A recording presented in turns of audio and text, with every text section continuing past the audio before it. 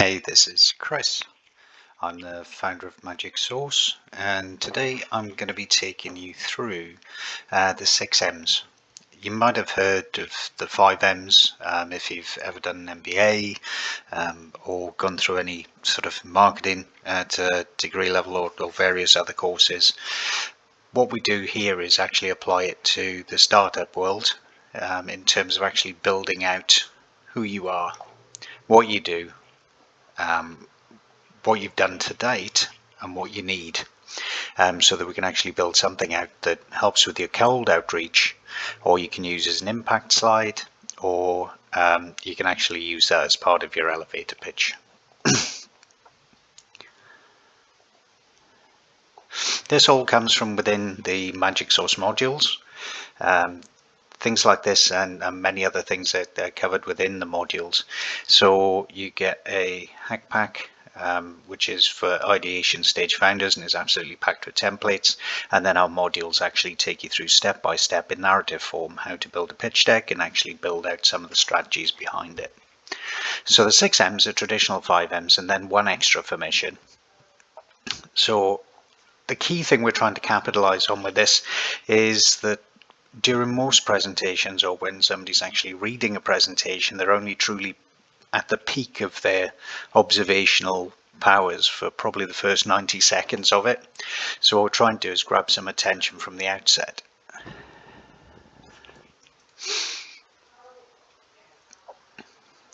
So what do you include?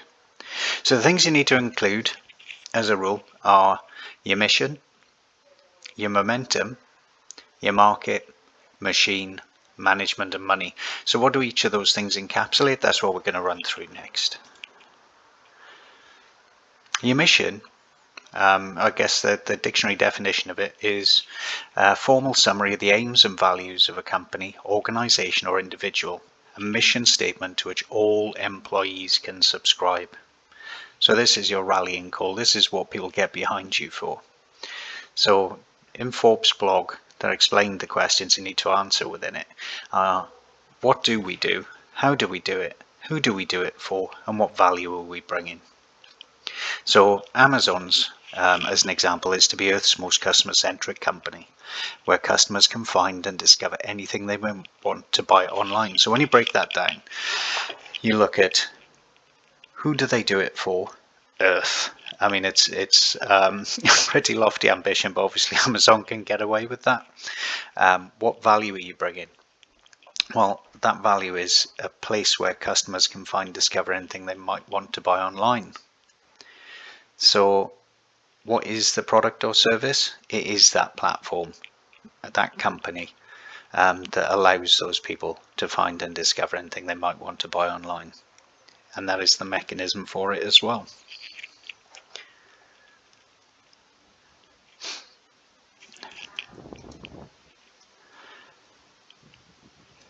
So your momentum. If you're an early stage company, you may not have huge amounts of momentum or traction, but what you're looking to do here is actually just flag up those key things that you have done to date. They don't want to know if you finished 58th in a pitch competition. They don't want to know if you built in a feature 6 months ago. What you're looking to do here is actually keep it to the things that are most likely to matter to your audience. And obviously you're normally pitching to investors or financiers, so they want to know about what you've executed on that shows that you can either build or attract customers. So something as simple as, since beta launch in January, we've built our MVP, onboarded our first 5 paying customers, and have LOIs with 3 national companies. That's the headline. You're looking to bring things into one succinct sentence. So even if you haven't launched yet, you can talk about your waiting list. You can talk about funding you might have received to date. You might talk about the pathway to an MVP, or your offline sales, or other things that you might have gained a proof of concept through. Your market. Again, what you're looking at here is working out how big your audience is, so you can actually put that across as the potential size of your vision. to any potential investor who's actually going to go through this deck. We cover off how to build out that market size within the TAM module, so you can get most of those details there, and we've even built in a TAM calculator, total addressable market calculator in there, for you to be able to do that. So in the instance of somebody who's built a laptop that's built for the gaming community, we're aiming our solution at the 100 million gaming laptop users globally. Or our solution is providing a disruptive essential product to the $10 billion accounting software service industry. What you're showing there is the potential scale of you and your platform. High level time again. You're not there to give the ins and outs of every feature on your product. What does it do? What problem does it solve? And how does it solve it? More to the point. So in this instance, it could be as straightforward as our SaaS platform will free up X amount of hours for this specific kind of team every week or every month by doing this. And that's essentially all you're doing within that. You don't need to go into any further detail than that. You want to show who you're solving the pain for and how it solves that pain. The management, again, there tends to be a sort of ski slope, if you like, of what an investor finds most attractive, right the way down to what they find least attractive. Right at the top of the scale is of someone who's previously founded a startup that's raised investment and then exited, or found a startup, bootstrapped and exited, founded a startup, raised, may not have succeeded. Doesn't really matter necessarily, unless it was cataclysmic oversights, but they can dig into that later. The next kind of things they're looking for under that are a huge amounts of domain expertise and a balance to the team. So they're the things you really want to push forward in one sentence. So if you've got a really experienced, balanced team that covers across things like ops, CEO, and tech, then they're going to be super happy with that. If you've also happened to have founded something before and raised, then obviously that's worth including. But again, if you notice by the slide, it fits into one sentence. The money, and again, it's about keeping it simple.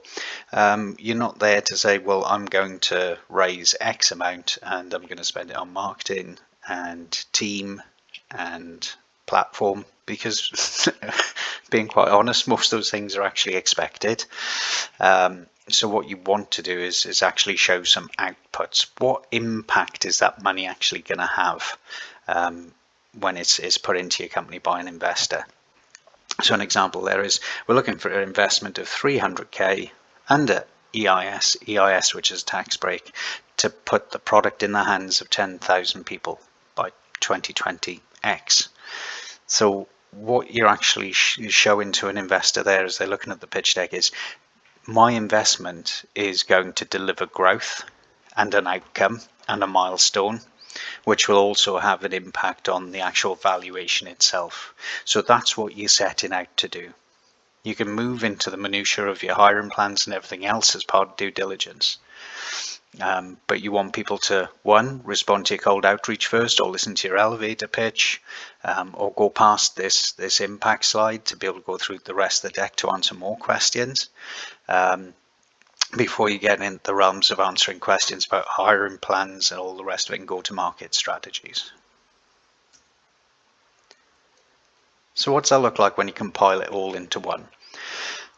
When you look at some of the cold outreach blurbs, I mean, many of you will have seen these on LinkedIn or on emails or within impact slides, within decks, and sometimes they can be overly long, and it's an iterational thing. Don't ever panic as a founder and think, oh my God, this is so long. What you're meant to do is start with something and redact. And obviously, if you've got any critical friends within your network, it's a case of showing it them and saying, what does this look like? What should I cut out? What's adding the most impact? You have to remember, it's not what matters to you, it's what matters to your audience. So again, we're going to be concise over this, just so we can show you what that looks like on a slide or within an email. If you're using it within an email, obviously feel free to use any characters or emojis or anything else that can help add some levity to what you're actually putting across, or visuals to what you're putting across. So what we've gone for there is using MagicSauce as an example. Our mission is to enable startup founders and investors of all backgrounds to get the best knowledge and materials they need to achieve their goals. That's what we want. We've generated X amount in year one, proving concept, and we've launched our MVP. So that's a tick and a tick. What an investor's looking for there is that you're generating revenue and you've built something. Next step of the platform will include AI and ML. So our AI and ML rich platform will enable the global market. If you notice, we've snuck that into this line. It doesn't need a separate line of its own. You can combine some of these lines together of founders and investors to get access to the best curated and original data, products and content on the web to do what they do best, freeing up time and reducing risk for all. So what we're doing there is mentioning the pain point, as well as the solution, as well as the market, all in one bullet point. And then what we move on to is our team has helped startups raise 35 million in the last 3 years with a few reference checks and one recent exit. And we're raising X amount under SEIS and EIS to reach these revenues in year one. And then a couple of awards at the bottom. Hopefully that's been of use to you. If you'd like to find out more or actually receive this presentation itself to help you get through your 6M's and build your cold outreach, elevator pitch, blurb or impact slide, then please go to MagicSauce.online /shop, where you'll be able to access our modules.